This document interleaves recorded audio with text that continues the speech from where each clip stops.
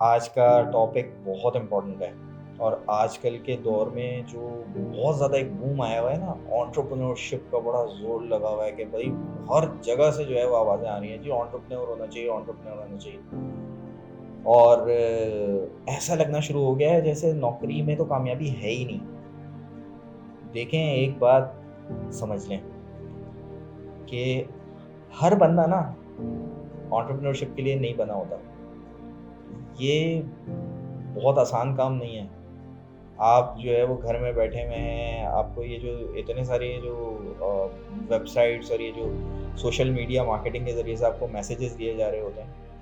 अब मैं आपको जो है वो 2-3 चीज़ें बताता हूँ। एक जो है वो कंपनी है जो कि बेसिकली बज़ाहिर एक प्रोडक्ट बेच रही है, लेकिन वो जो है वो आपसे मल्टी लेवल मार्केटिंग का काम ले रही है। यानी आप बेचें उसके प्रोडक्ट आगे, उससे आगे वो आपके शिकार बेचेंगे, उससे आगे उनके शिकार बेचेंगे। आप लोग सब शिकार में लगे हैं। इसी तरीके से ये जो ड्रॉप शिपिंग है, ये भी जो है वो मतलब बेसिकली कोई एज़ सच कोई कोई जॉब नहीं है ये। ये कोई ऐसी चीज़ नहीं है, एंटरप्रेन्योरशिप नहीं है। आपने बेसिकली इसके जो मैकेनिज़्म्स हैं उनको समझे बगैर आप अगर चले जाएँगे अंदर, इस बिज़नेस से एसोसिएट हो जाएँगे, थोड़े दिन के बाद आपको रुकावटें आना शुरू हो जाएँगी।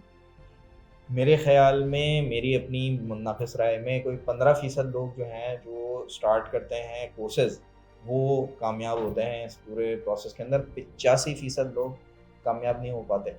उसकी वजह ये है कि उनका कप ऑफ टी नहीं था। इतना सारा शोर मचाते हैं। एक हमारे प्रीवियस जो है वो मतलब एक प्रोग्रामिंग का एक ज़ोर चला था, एक बड़ा दौर चला था प्रोग्रामिंग का।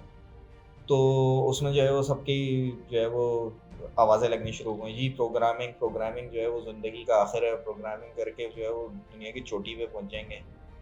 इतने सारे इर्रेलेवेंट लोगों ने रजिस्टर किया अपनी इस फ़ील्ड के अंदर। अपना एप्टीट्यूड कहाँ है आपका? आप खुद कौन हैं?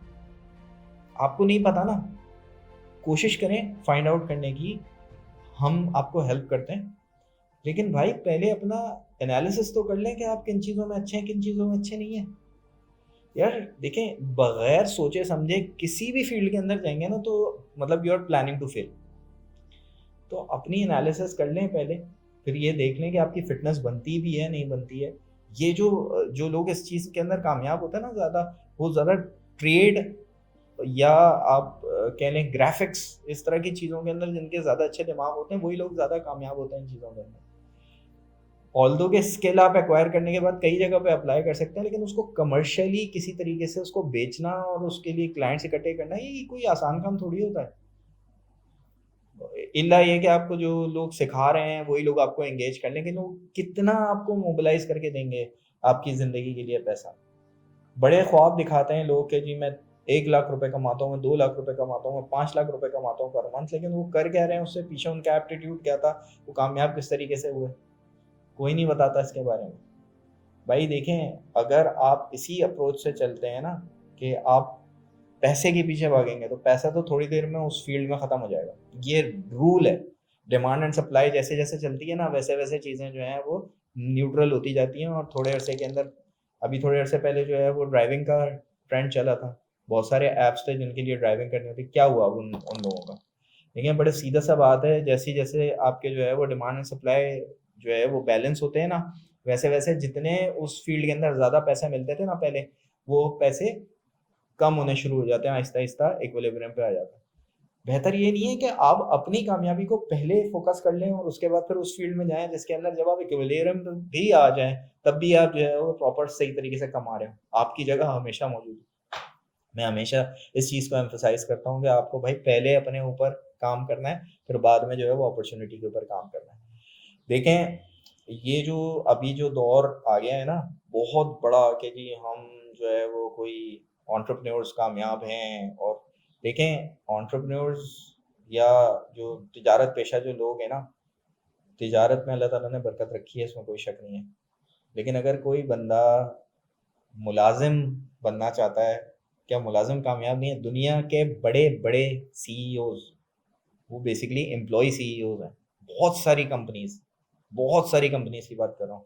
उनका एक ट्रैक है, उस ट्रैक के ऊपर जो है वो मैनेजमेंट ट्रेनी के लेवल से या उससे भी नीचे से वो जो है वो चलते हैं, आगे बढ़ते हैं, अपने आप को एक्सप्लोर करते हैं, अपनी ग्रोथ पे काम करते हैं, वो नाकाम लोग हैं।